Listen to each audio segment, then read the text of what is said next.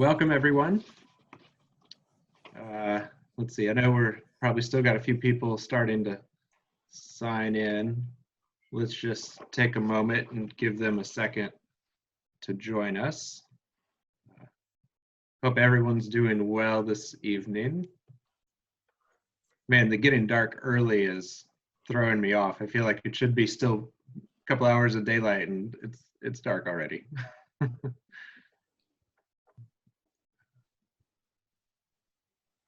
So I'll go ahead and start off. Just want to say thank you, everybody, for joining us, and thank you to our panelists for joining us today. This is a Grow Louisiana webinar where we're talking about growing your farm business, and I'm moderating today with our three panelists, but I'll start with a little bit of an introduction. I'm coming here to you from Acadiana Food Alliance. So I'm based in Lafayette, and my name is Chris Adams. And Acadiana Food Alliance is a nonprofit that started here in Lafayette around 2015, representing the local food system in our Acadiana region, primarily by supporting growers and buyers. And one way we've done that is to collaborate with LSU Ag Center, Market Umbrella, and Sprout NOLA on this Grow Louisiana beginner farmer training program called Grow Louisiana. And additionally, beyond my work with Acadiana Food Alliance, I worked with Earthshare Gardens, which is a market garden CSA nonprofit that started around 2005. And since then, we've been operating on 1/2 acre to 1.5 acres organic, sustainable vegetable production, which I helped manage for 2 years, 2018, 2019, with a lot of help from Kim Kulata, who's one of our Grow Louisiana participants. But to the subject of today's webinar, so why focus on farm business instead of just farming practices? And I'd say that for me, and probably any of you that have been in a local farm or sustainable ag community for any length of time, or if you've even just been a regular buyer at your local farmer's market, you'll probably have noticed that we've had many, many small farms come and go over the years. And looking a little closer at those fluctuations and thinking about some of the causes, there's a feeling that farmers are, for the most part, successful at their skills of farming, planting, raising crops, harvesting, but there's a financial success that's sometimes not coming along in step with the success of the farming skills.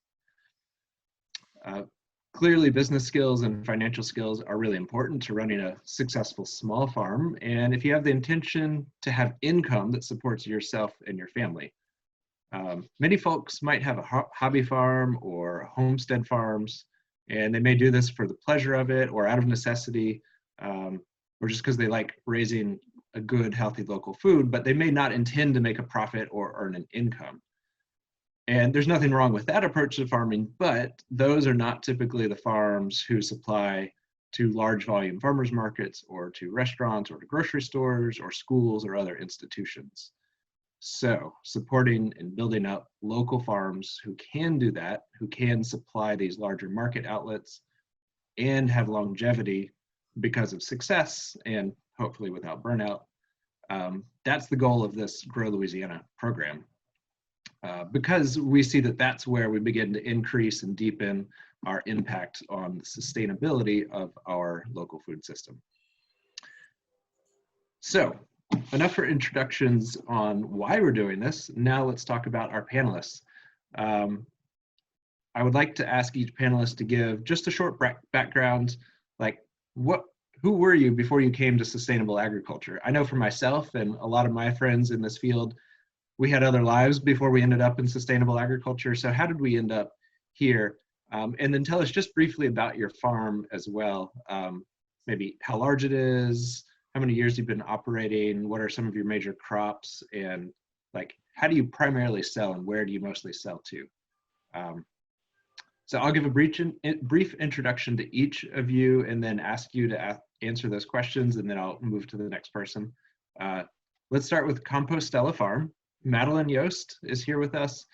Compostella is part of the Louisiana farming and market community, but is located in Mississippi. Their organic vegetable farm is in Picayune, an hour's drive from New Orleans. And while organic methods of farming are all they've previously known, they've also lately been adding biodynamic agriculture methods to the repertoire and strive to maintain minimum inputs to their farm. So thank you for joining us, Madeline, and can you give us a little bit of your background and story? Sure. So pre-farming, I didn't know much about farming growing up. I grew up in New Orleans. I went to Dominican high school, and I left New Orleans to go to college in Oregon. And it was living out in Oregon that I became exposed to a really thriving local farm scene out there. And I met my husband at university out there, and he also became interested in farming. And he was the one who first took the plunge into working on a local farm. And I kind of followed suit, and we both really got into it. So yeah, that was definitely a big influence, was going to a different culture, a different part of the States where the sustainable agriculture movement had really gotten going in the 80s and is really a lot more progressed than where we are here, perhaps. And so to bring that back home with me was really something really cool. I don't know if I'd stayed in this area if I'd really discovered farming the same way or had the same opportunities.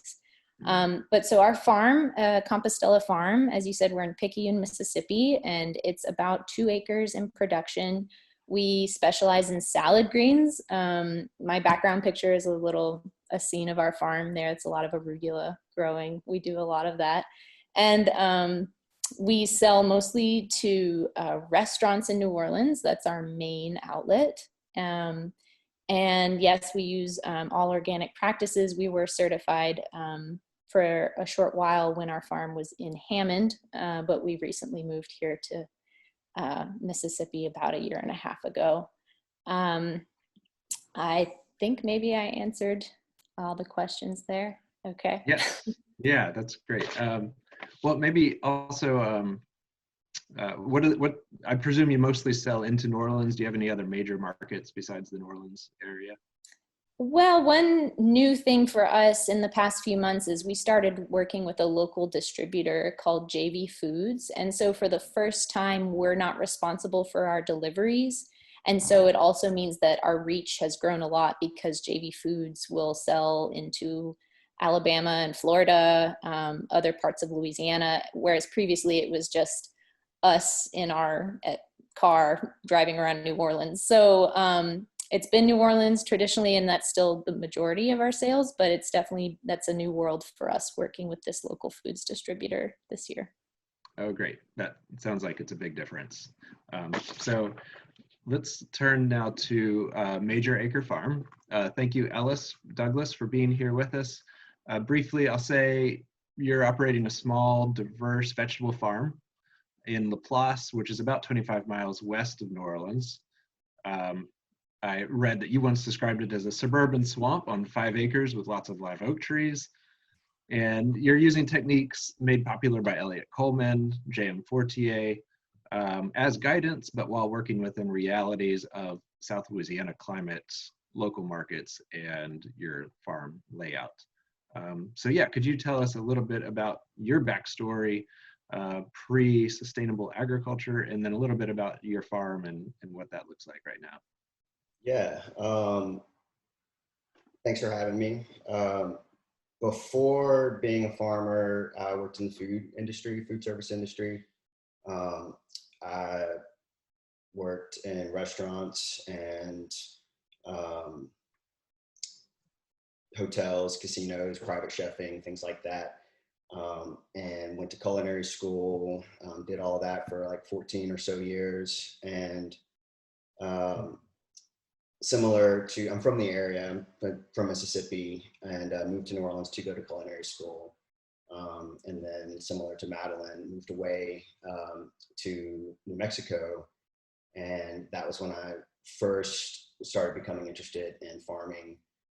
They had a booming farmers market. It was just like incredible to see compared to just growing up seeing people on the side of the road selling like bunches of turnip greens or, bags of peanuts, or even just the farmers markets in New Orleans currently, or over the past like 10 or 15 years, moving into like a desert area and seeing this like thriving farmers market with just like 50, 60 vendors that in a growing season, that's like a fraction of what we have here. And it was just like incredible to see. And that was the first time I realized like what was lacking here, and like what, like we don't have the same like level of fresh food available. And also just like personally living in that area, in a desert, became more aware of just like lack of resources all around, and became more just like aware of just like how much effort it takes to sustain life. And so when coming back home, I should also mention, during this whole like awakening away from home, I watched that documentary Food Inc. And it like really changed everything for me. I was definitely the target audience, because it's not only just like basic food security for like a household, but like in my line of work was not really contributing to just like natural replenishments of like our resources and like food. Like, just was like, not only in my personal life, but in my work life, I just was like consuming, and just like seeing waste, and just having, just wanting to be more self-sufficient, and just, and like being part of a solution. So I saw that documentary while, kind of just like experiencing everything else. And so when I came home, I wanted to be a part of like a food growing scene, and went looking for farms to work on, and there just wasn't an option. There wasn't a place to learn, there wasn't a place to work. So that's how I ended up kind of becoming a farmer. And so now I'm currently in Laplace on just under 2 acres. We produce just like a wild mix of vegetables. Our main goal is just to have like fresh food every week. So that kind of dictates our whole flow. So that's where we are now. Great, thanks. And briefly, where are you mostly selling your produce to, and how do you do it? Is it primarily farmers markets in New Orleans, or do you have kind of a mix operation? Yeah, it's mostly farmers markets in New Orleans, and also restaurants, and to other CSA and farms, and like wholesale distributors. So it's sounds like a pretty wide mix. Yeah, it's definitely a diverse revenue stream. Yeah. Great, and thank you. And let's turn now to Annie Moore. She's here with River Queen Greens. And briefly about her farm, River Queen Greens is primary growing space is a 1/2 acre market garden in urban New Orleans in the Bywater neighborhood, with additional space located on a much larger and more traditional agricultural parcel on the other side of the river in Lower Coast Algiers. And your farm offers fresh and nutrient-dense certified naturally grown vegetables.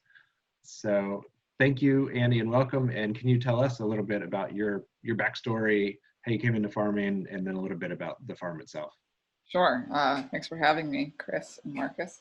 It's cool to hear Madeline and Ellis's backstories, because we're colleagues, but we haven't really talked that much about the origins.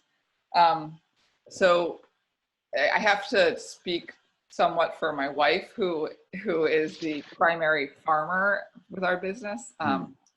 So I grew up in Brooklyn, New York, and returned to Brooklyn and thought I would always live there after college. And I met Cheryl, my wife, there. She was not farming when I met her, but she got really into like a nonprofit, like educational garden in Brooklyn, and decided to quit her job because she was sick of taking the subway and, you know, commuting and working indoors and never seeing the daylight. And so she started volunteering almost full time. She sort of did part-time work as well. And then she managed to convince me to leave Brooklyn, which I didn't think was ever possible, but I did it. And we actually moved to New Orleans in 2010, and she continued doing community gardening here and got really interested in becoming a full-time farmer because she loved growing vegetables. And I didn't think that was ever going to be my career path. So then we were here for a year, and then we ended up both moving to Massachusetts. She went to a farm training program called the Farm School in Massachusetts. It's like for sustainable, diversified farm learning program for adults. And I did a grad program in business management and nonprofit business management and public policy. And so then around Boston, and then for a couple of years, I was doing sort of nonprofit management stuff and like social enterprise business management. And Cheryl was managing farms. She managed a farm outside of Boston. And I guess she always knew that she was gonna rope me into farming. I didn't actually really realize that was the plan, but the stars sort of aligned where finally, we always thought we wanted to move back to New Orleans. We really loved being here, but we sort of got stuck in Boston for a while as our like work and school didn't really line up with us having time off or whatever. But we did a road trip where we spent a couple of weeks in New Orleans, and we decided to take the plunge and move down here and start a business together. And I've always loved having Cheryl be a farmer and having all of that fresh food and being able to volunteer. And now it's become a full-time job for me, and it's been the best job I've ever had, for sure. And we sell, you want me to fill this part in? We used to do mostly markets and some small restaurant things with microgreens mostly. But since COVID, we shifted pretty much entirely to doing a CSA, like pre-order farm share system, which I can talk more about if anyone wants to hear about that later. Great, thank you and welcome. And again, thanks to all three of you for joining us today. Really excited about this conversation. And just wanted to mention, we have a bunch of participants with us today, more than 40 people joining us for this webinar. So thank all of you for joining us as well, for being interested and caring about your local food system and coming here to find out a little bit more about what we can do and how to be successful at it. So let's start into our discussion questions. I gave you a little bit of that context of revenue generating farm and revenue generating as opposed to the idea of like a hobby farmer, or maybe somebody who just comes home at the end of the day and does a little bit of farm work because they like it, but they're not really trying to make a living off of it, or like the homestead approach. And again, all of those are great, but when you're trying to do a revenue generating farm, like why did each of you decide to do that, go into this as a business? Who wants to start? I'll start. Okay, thank you. Yeah, it's a great question. Basically, I wanted to learn how to grow food, and it didn't seem, I don't know if because it didn't seem feasible or because it just wasn't the right fit for me. I wanted to just go all in. Like I feel like if I was going to do it, I needed to like quit my job and like jump in it and do it. And so that was like my main motivation. I mean, my main motivation was what I'd already spoke about, but it was basically like there wasn't anywhere to work. There wasn't, it didn't seem feasible to, I just was like, if I'm going to do this, I have to like create a job out of this because there's no other job opportunity to do it. Now, you briefly said just now there wasn't anywhere to work. Do you mean like there weren't any other farms that you could just in South Louisiana say like, I'm just going to go work at this farm because I want to get into farming?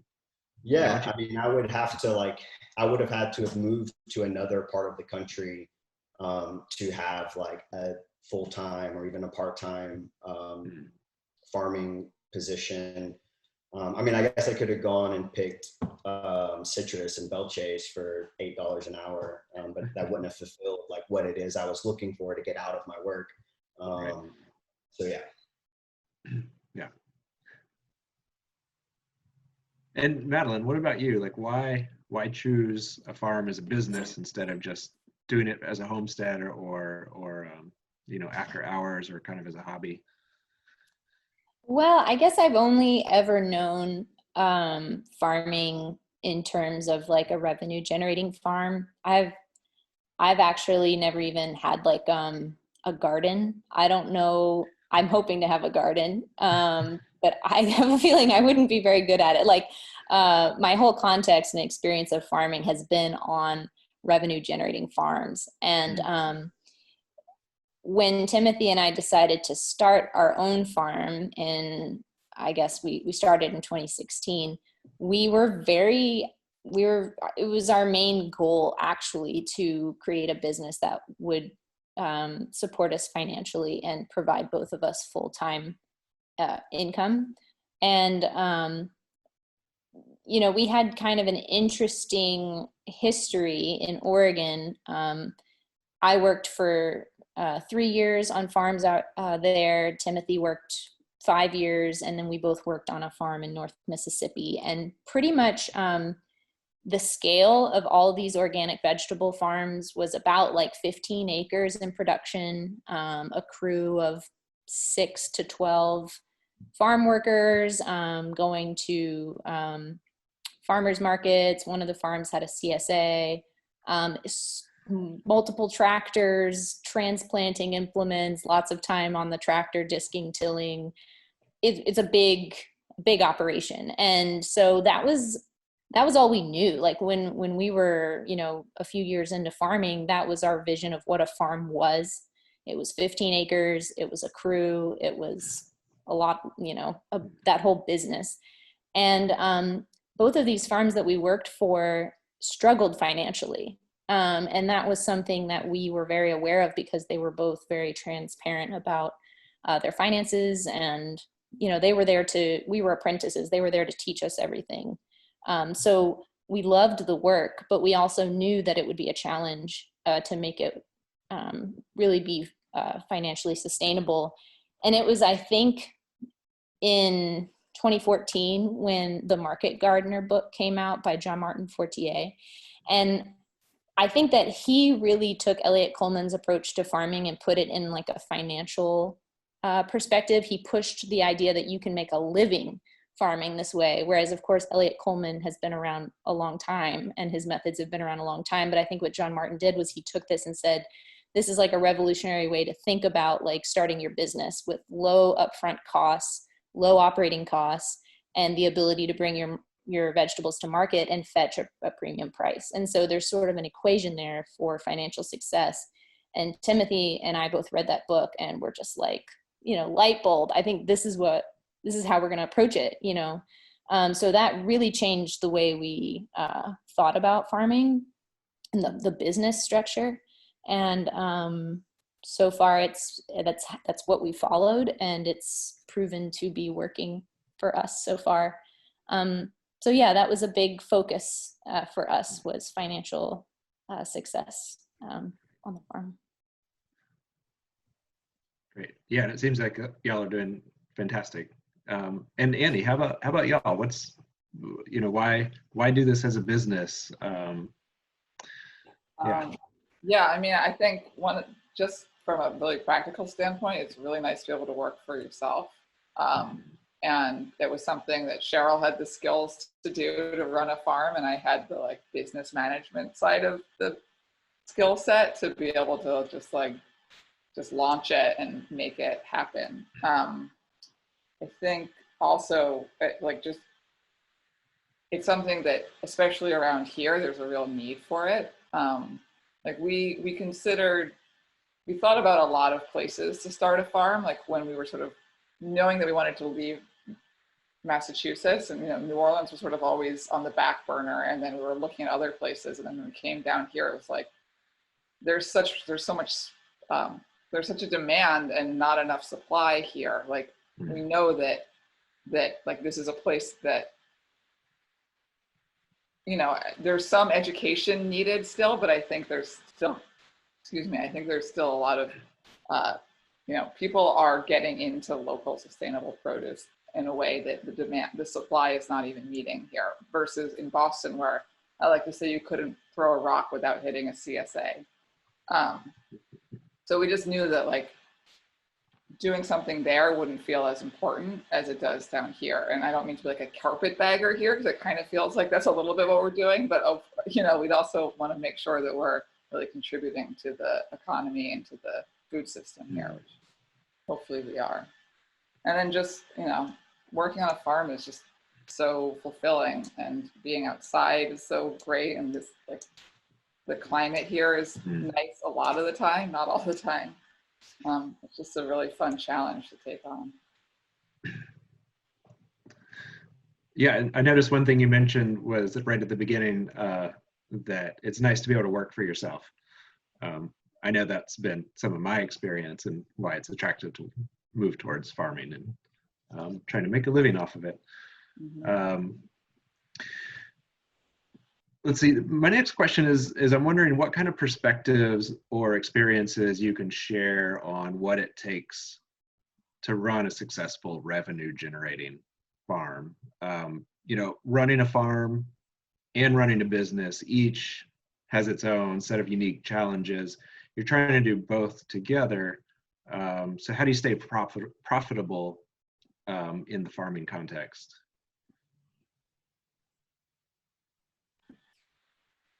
I can start. I wrote a few notes about this. I think one thing is, like, a lot of people want to start a farm as a side hustle. I don't think that that's going to ever be profitable, unfortunately. I mean, maybe you could do like microgreens or something as like a little side business, but I think for us, we just committed, and I know not everyone can, so that's something that people have to really like check in with themselves and with their family about. But I think it's really important to have at least one person working full time to actually make a go of it. For us, we invested in infrastructure and equipment like quickly. We decided if we're going to do it, we're going to like make it professional, which is something I know not everyone has the capital to do that, but there are ways to, there are certain strategic things that you should be thinking about purchasing. Like, you can't just say, oh, I have some ground here and I'm going to start growing things. Like, you have to put some money into it to make it feasible. Do you have just like one or two of those strategic things that you should probably focus on for y'all, for your experience? Well, I'll say like the things that we started out on a half-acre lot that was just grass. So we knew we needed storage and we needed cold storage. So we purchased a shed and we built a CoolBot cooler inside that shed.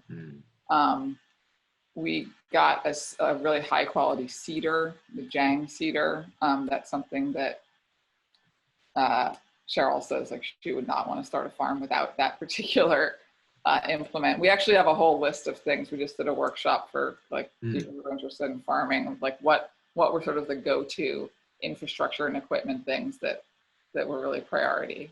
That's a couple things. A BCS if you're going to be doing like an acre or more. Walk behind tractor. Shall I keep going with my list, or shall I let other people talk? Yeah, if you've got a couple more things, go right ahead. Two other quick things. One is, for us, we were growing on a small scale, so it didn't make sense to be growing like crops that took up a lot of space or took up a lot of time. We needed to do high margin things like salad greens that were quick turnover and took a fairly high profit at market. And then also you want to make sure that you know what market you're going to be selling to before you before you start seeding. Make sure that there are people Yeah. who want to buy that food that you're growing. I'm curious if there's any specific, like your degree background of management, if there's something that you pulled from that in thinking about the farm as a business, that anything that comes to mind. I mean, it was nonprofit business management, so it's like a little different, but like there's a lot of like random stuff that I got from that, but I don't know if there's like one key thing that I could tell you as a learning moment. It definitely helps just in terms of thinking about like bookkeeping, things like that are just like practical things that I got from that program that I had never done before. Right. It's good to keep your books well.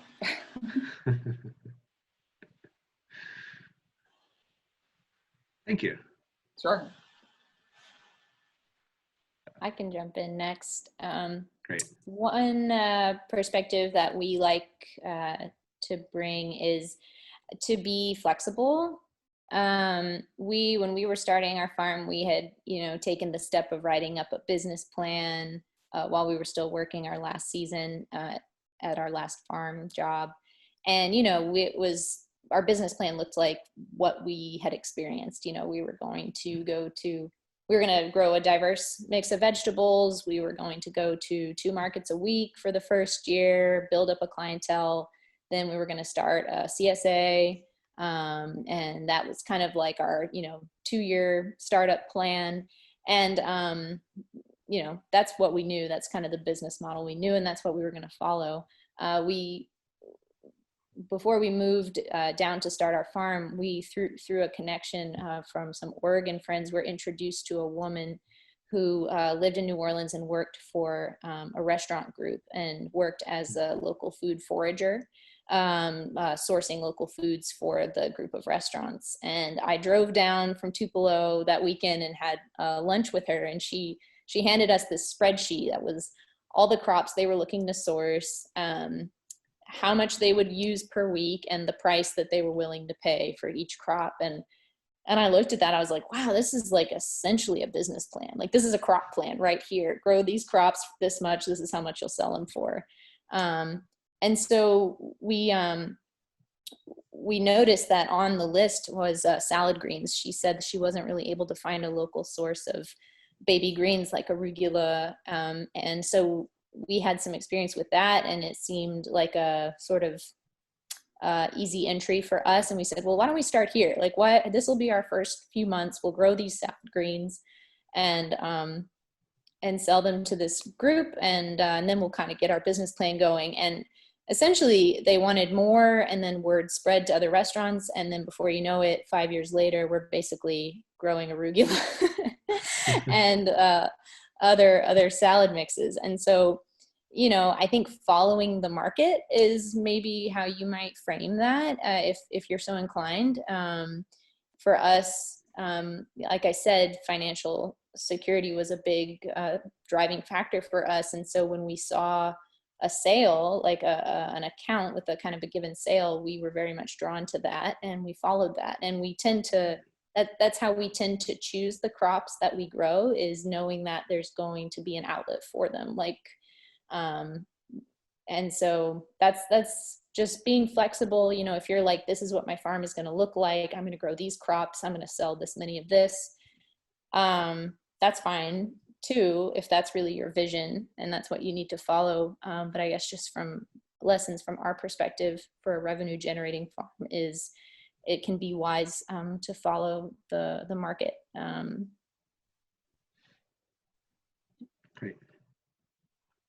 Thanks for sharing that. And Ellis, what comes to mind for you? What are some of those experiences you can share about, maintaining profitability and running a farm at the same time? Yeah, I guess my perspective is a kind of a benefit to certainly. Sorry, if you hear that. My window is open. the flexibility is a huge thing because there are so many unknowns in farming, between the weather and bugs and whether or not someone's going to buy something or not. So I kind of have adopted this like on-farm flexibility, off-farm consistency that is I kind of like check in with. A lot of times I have like a list of, I have a crop plan and I have like a list of things to do every week and then every day. But stuff happens, like I get tired or it's like too wet or just like anything. So it's important to me to just stay flexible. Sometimes the window of like getting a task done closes. And so then to like have like a rotation of like other things to plug in. So it's just all about being flexible, but then off farm, being consistent, like not, for me, it's also like under promising and over delivering. Like I would rather have more than I say than less. And if I have like a specific account or like showing up at market is one reason why it's a good fit for me, because I can just show up with what I have and like there's going to be people coming through and they can either buy it or not buy it, but like they know they can come there and I'm going to be there with vegetables. So being there consistently, no matter what the weather is, or if it's a holiday or not, just being consistent so people can depend on me, and then I can then depend on them. Also, keeping low debt is like a big part of my farm business plan. It helps me to like weather the weeks if we get like too much rain or a freeze or just a crappy market day, like knowing that we're not going to have like go bankrupt essentially.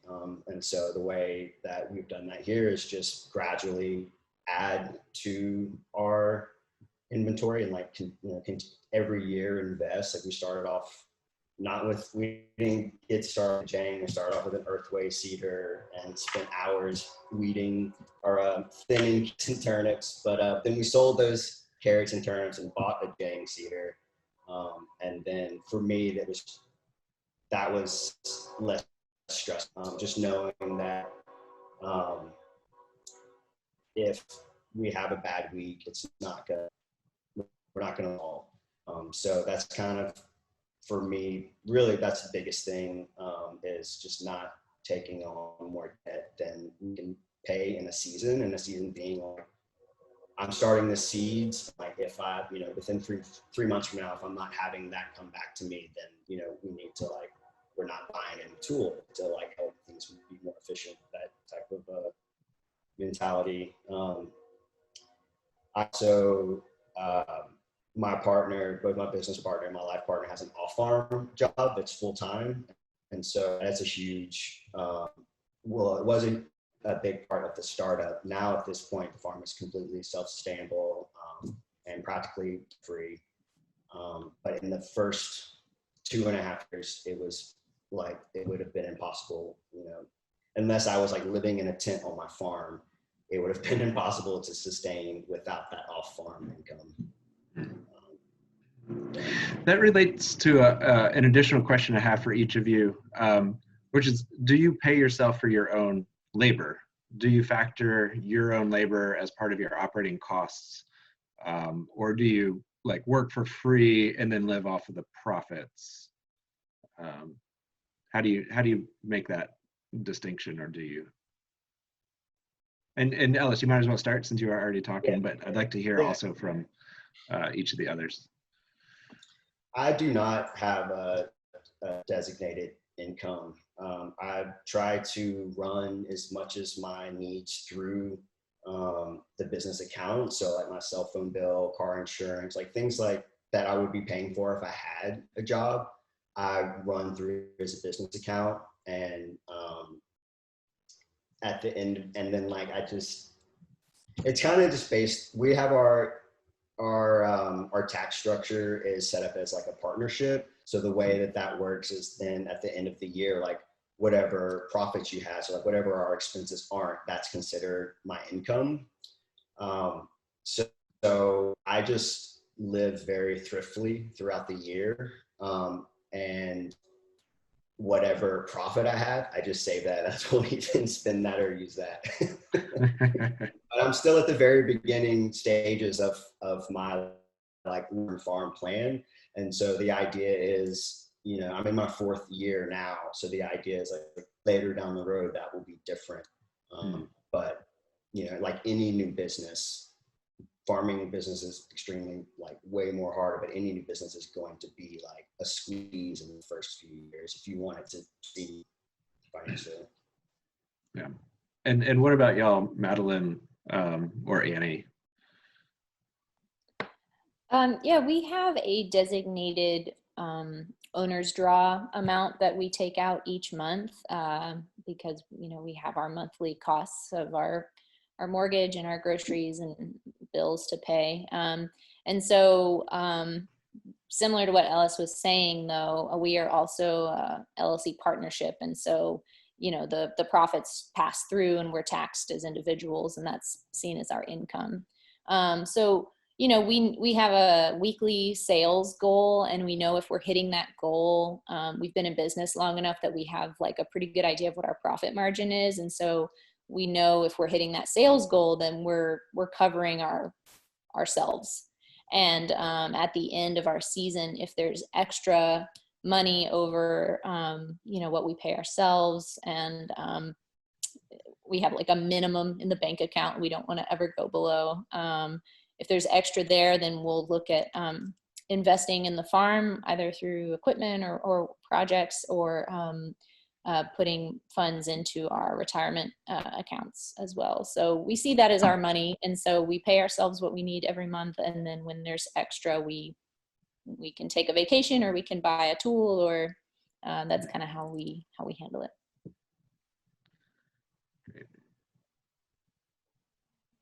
And yeah, and Annie, if you feel comfortable, yeah. We do not pay ourselves salary, although I have considered having Cheryl have a salary. Where we do have other people working for us, so basically all of our like profit has gone to like expanding. So you said I think whatever you were reading on our website probably should be updated at this point. The West Bank is actually our primary growing area. We're on over an acre there. And so we've just hired some apprentices to keep expanding that. So most of our profit goes into just expansion and investing in other people's work. But yeah, I think ideally we would do an owner's draw, like what Madeline and Timothy are doing. I think that's a goal for maybe I don't know what year we're in, year 4 or 5.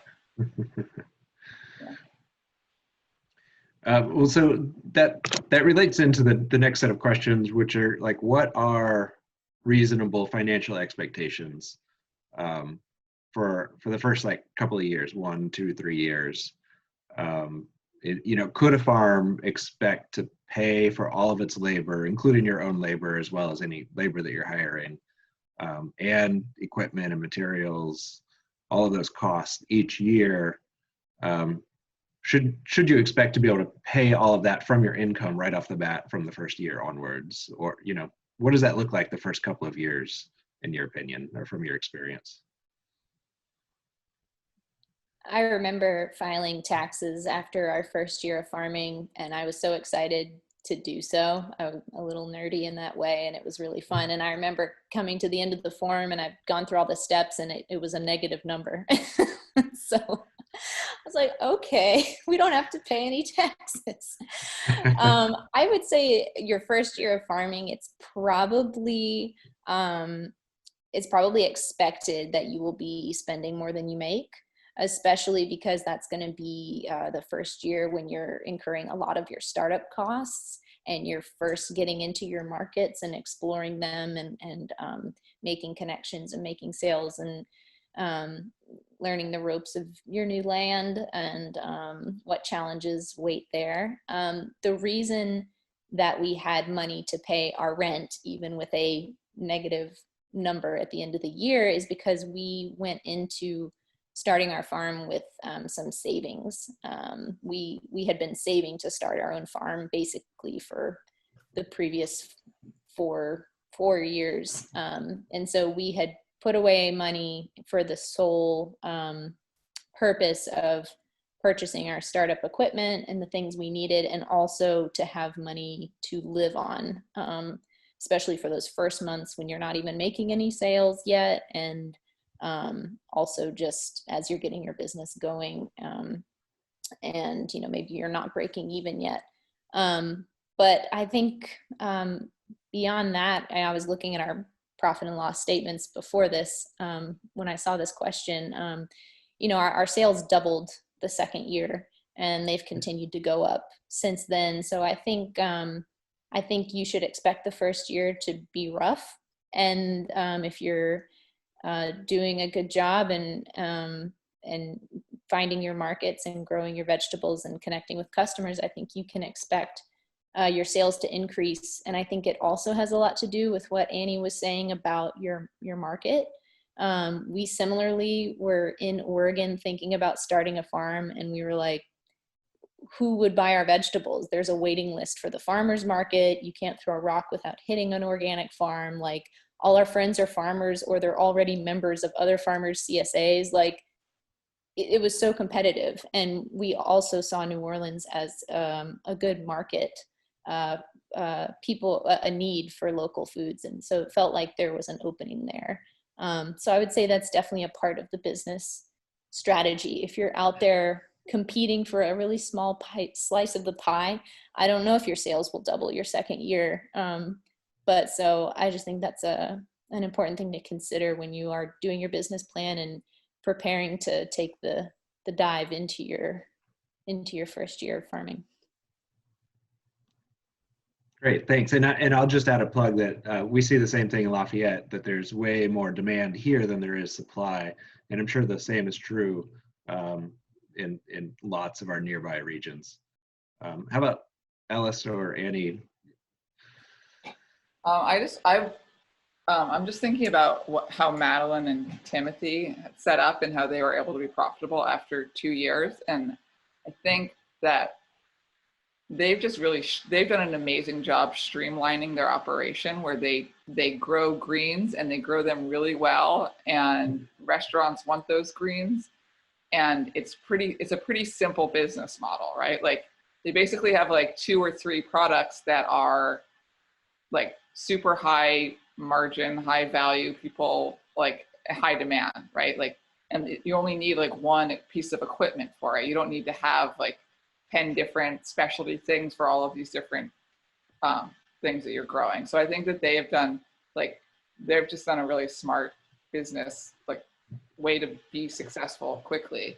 For us, like, that's sort of how we started. We started really focusing on greens, but our goal has always been to be more diversified. And so that's what we're doing now with our CSA. We just have a lot more variety, which is like what we want to do from like where our hearts are, but it's not necessarily the most like financially, I mean, there's definitely some advantages of it. Like, if you have a bad crop with arugula, you can make up for it with your kale or whatever. But I think that having something, especially when you're like in that sort of iffy period in the beginning, when you have all these startup costs, I think it makes a lot of sense to sort of focus on one thing and get really good at it, where you know there's a market. And then you can sort of think about other ways that you can diversify or whatever. I mean, I would say for us, we were able to hire someone full-time in like the second year or something. Like, and that person's costs were covered by the operation. So on half an acre in the city, pretty much. Yeah, I think full-time by year. Right. Yeah, so that's sort of my benchmark for like, if we were paying we opted to pay someone else and then to use our time and effort elsewhere. But I think if you were just doing a one-person operation, I think by the second year you could do it. And Ellis, what's your experience been like with that first couple of years, and what's reasonable to expect? Being able to pay your costs, or you already spoke about trying to avoid debt in particular. So yeah, how does that play out for you, or what would you suggest for folks? Yeah, the first couple of years were really, really hard. Like there's a lot of learning curve. I'm also a beginning farmer. So there was just a lot of hard lessons learned. So I just want to say that first. It was hard. Like pretty much turnips and radishes was my most successful crops. And that was also the only thing that we were eating because that's it. But yeah, keeping the initial debt low and starting small. And it wasn't until really the end of the third season that we started to feel a little bit of relief of like, okay, once we get out of summer break, we're not going to be going into fall, like relying on each week to like pay for the next week. And so, yeah, it was, so 2.5 seasons of just making it work, trying to squeeze everything out of each bed, and a lot of mistakes and a lot of turnips and radishes, and an off-farm income was what was our experience.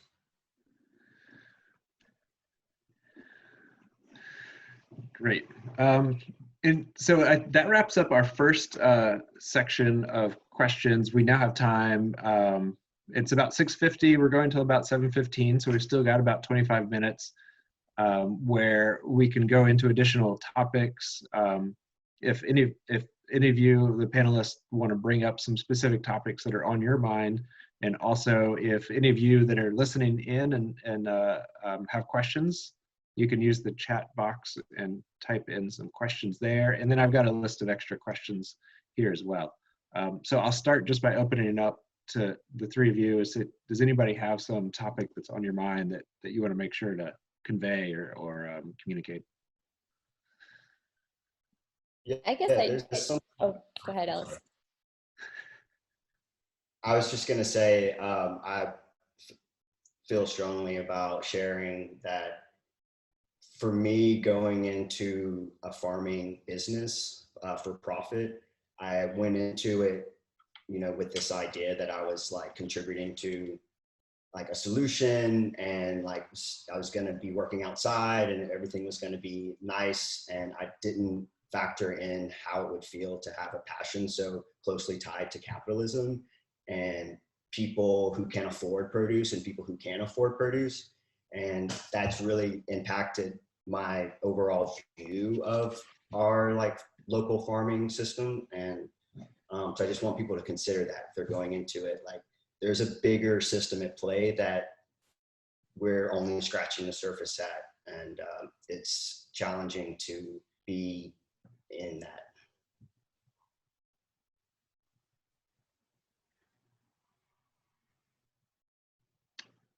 Yeah, that touches on some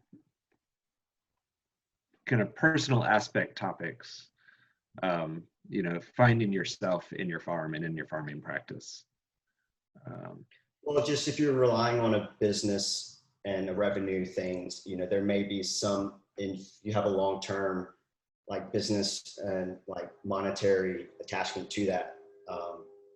I'm just saying that because I didn't go into it with that mindset. I just became aware of it. And so if, so I'm just throwing that out there as, something that has come up for me.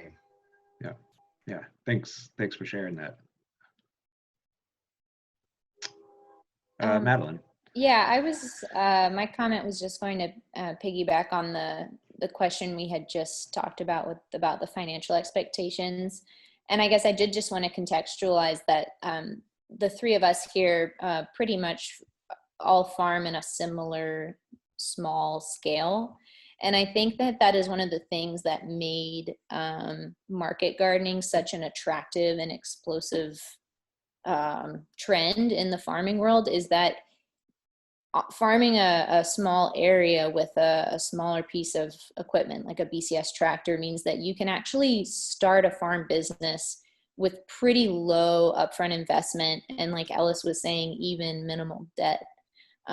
When we were first thinking about starting a farm back in 2014, before we discovered that book, we were planning out the investment of 2 tractors and all the implements and how much it would cost to rent 15, 20 acres of land, and the crew we would employ, and the real financial stress that would happen that first year when you're paying people's wages from day one and you have tens of thousands, maybe $100,000 in debt that you'll be paying off for years. So I will just say that I think that is a big reason that small scale farming or market gardening has been so attractive to people, is that you don't need such a huge amount of resources or to go into such a huge amount of debt. You can go that direction later, but it's a nice way to start when you want to get into the business of farming, especially as a revenue generating farm, and you don't want to just go really deep into debt right off the bat.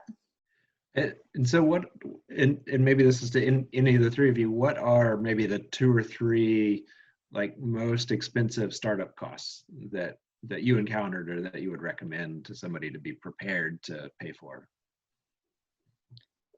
For us, it was our walk behind tractor and the implements. I think we were able to get an entire machine setup, tractor, mower, tiller, all the things we need for about $10,000, which is incredibly cheap compared to the alternative riding tractors. And like I was just talking about, it's very affordable.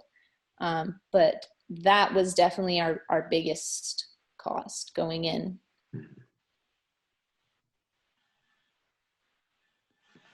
How about Annie? I know that y'all invested a fair bit and pretty quickly.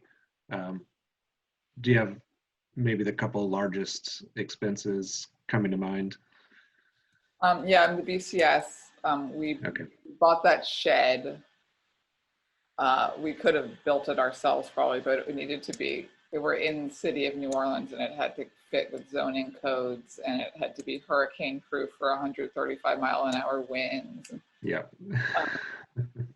But yeah, those are probably the 2 biggest things in the first year. One thing that I do want to mention is we also have a hoop house, and I know Ellis does too.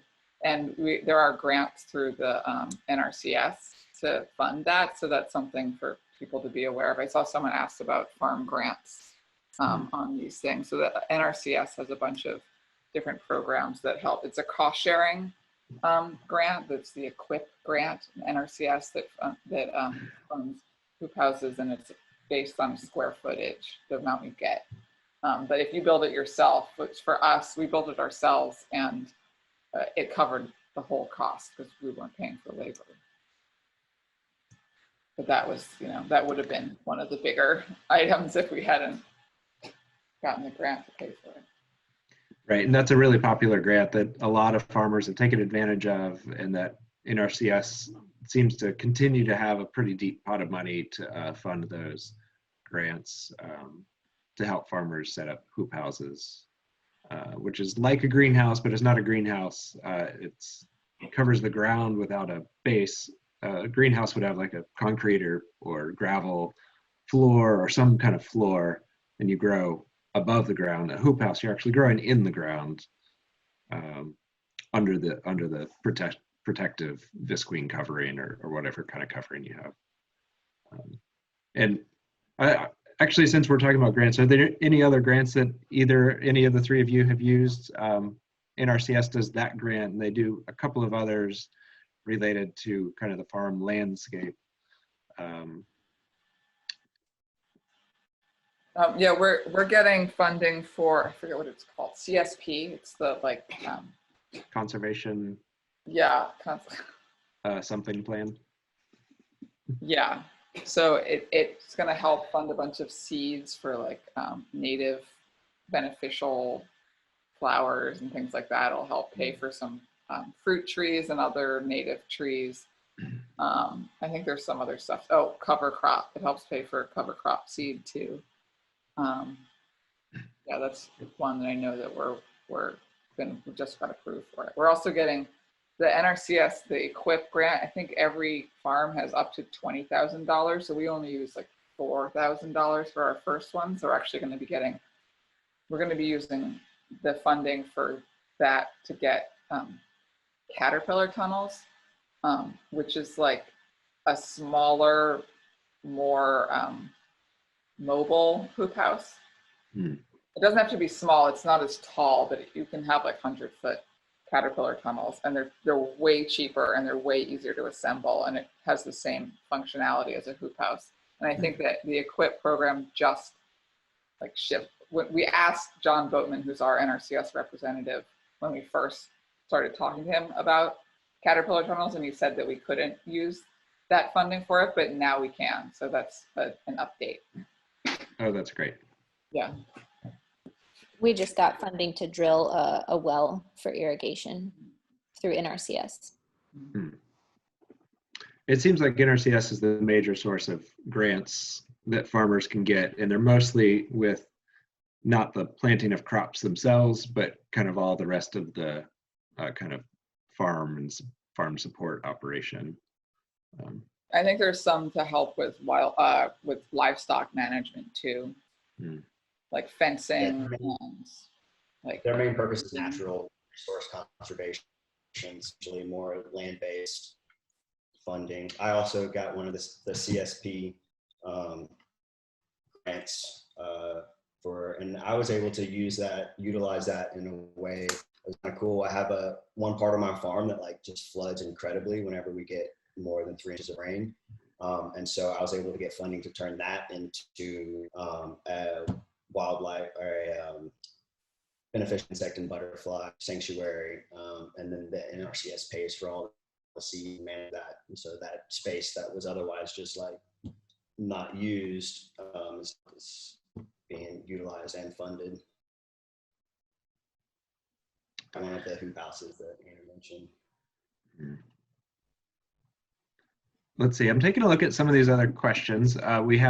Thank you all participants for putting in some in the Q&A, and I've got a few here. I was gonna ask one from my list. Can you realistically start a farm without having to borrow money, or without having to already have a big pot of savings? What do you think about that? No, I mean, it takes investment into the space in order to turn it into something. I think that if in the right market and like without, like I said, just like starting small and like letting the business grow itself, you can like come out relatively free sooner, but it's gonna take money from somewhere to just thing to like an operation. I'm from BCS, which is one of my more expensive startup costs. I finance, so I have about 10 grand of funds, and my BCS was definitely one of the most expensive things, but I only put 3 grand down on that, and then had like $100 a month payments, which I've now paid off. But then that like kept some funds open to be able then to like invest in irrigation, which was my next most expensive thing. But definitely, in order to have like a professional, consistent front for your business, for people to take you seriously, it requires. One thing I wanted to ask that hasn't quite been touched on is land cost itself. Because land, especially if you're buying in the city of New Orleans, but even other areas, can be quite expensive. What's been y'all's approach related to land cost in terms of your farm business?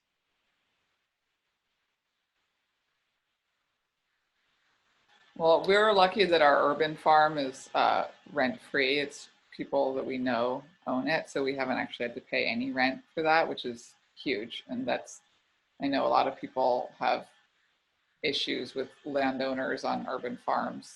So we're just lucky in that location. And then we were able to purchase property in Orleans Parish, and I know a lot of people can't do that. I think probably Madeline and Timothy have the most recent experience sort of shopping around for land outside of the city. Yeah, when we first got started, you know, we were looking for land just to rent, and we were looking on the North Shore around Covington, Hammond area, and it was very difficult to find land just in general. Like finding a plot to rent was just like a weird thing that, like, I don't know, wasn't available, it wasn't on the market. You tried to find, you know, like horse pastures we were like inquiring about, and people are like, what are you gonna do? You're gonna tear it up, you know? So we eventually were able to start our farm on some family friend land that we were allowed to use for rent-free, and started looking for land to purchase. And we did find that basically within an hour of New Orleans, we weren't looking to farm in the city, but more on the North Shore area. And within an hour of the city, price of land is just incredibly expensive. I think it's because of its real estate value. We tried looking for a land trust to work with. We tried finding different creative avenues to get affordable farmland close to the city, which is what farmers want. They want to be near their markets. But it was nearly impossible until we had the bright idea to look across the state line, and Mississippi was a lot more affordable than Louisiana was. And that's kind of how we ended up here in Mississippi, was just basically the price of land was so much lower, and we found our location here was closer than any place on the North Shore. So we were very happy with that. But it's a real challenge having land near your markets, just because of the real estate development value. People want to cash in and not have it go to waste. Yeah, I lease the land that I farm on, and we're outside of New Orleans. We're in Laplace, and it was. We also had a similar luck of situation where around the time that I was getting out of my farming internship, a friend had purchased some property outside of the city, and there was a large pasture in the backyard, and so that was like a trusted ownership tenant scenario to go into before investing on property with unknown landlord situation. The problem where we came into was determining a fair. He was approaching it more as a value of what, how does he place a value on what I'm gonna value from it, versus what the USDA and even Louisiana there is farm rent guidelines. It's not geared towards this small market garden style, high revenue. It's more just for hay or just field row crops and stuff like that. So actually, when I turned in my rent, my farm rent, the USDA, they sent out surveys of what you're paying for rent, and I got a call. Someone was concerned that I was overpaying. They were like, do you know that you should be, they're like, is this a year or a month? Because you should be paying this for a year, not for a month. So I appreciated that call. Didn't do anything for our situation, but yeah. So that was for us, it was the trickiest part, was negotiating rent, because basically that's just kind of open for interpretation. Right. Let's see, I'm looking at some of our participant questions. There's two that jump out at me.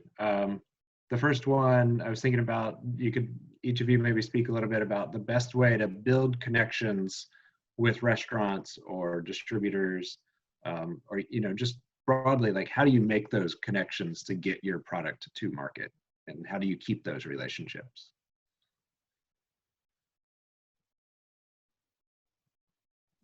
Madeline, do you want to start? I can speak to our experience with restaurants. We walk into the kitchens with samples and a price list, and we try to leave with a phone number or an email address so you can follow up with them, or else you probably will never hear from them. But if you follow up, they'll usually place an order. So it's really tough for me. It's made me really nervous to just like walk into a kitchen and be like, who's the chef, but that's what we did, and it really seems to work. People really appreciated those visits, and there was only one bad experience I can think of out of many, many very good ones. So that's one way to do it. Annie, what about y'all? I know you've sold a fair bit to restaurants. Yeah, we sold to some restaurants, but restaurants are definitely not our priority. We've always prioritized retail, partially because it's, for large part because it's just higher margin, and we had the labor to like go to market. But I also, Cheryl is super anti-dealing with chefs because they're so, I'm glad to hear that Compostella has had a really good experience with it. Like, they're so they never call you back. They're so picky about what they get. They're just a pain in the ass, and it's way easier just to bring stuff to market and have people get what you bring to market. Like, it's just so much just less to deal with from the like.